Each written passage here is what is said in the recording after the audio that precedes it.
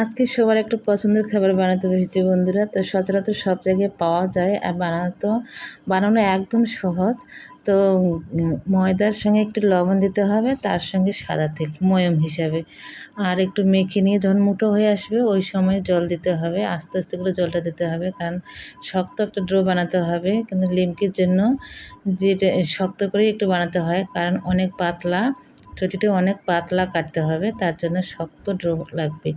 তো না হলে ফুলবে না, খুব একটা মোটা হয়ে যাবে।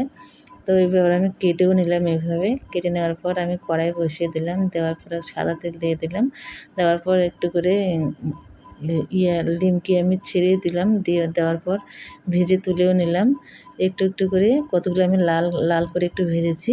তো খুব সুন্দর মুচমুচেও হয়েছিল, একদম দোকানের মতো। তোমরা চাইলে এইভাবে অনেক দিন এর জন্য স্টোর করে রাখতে পারো, বানিয়ে বেশি করে একবারে।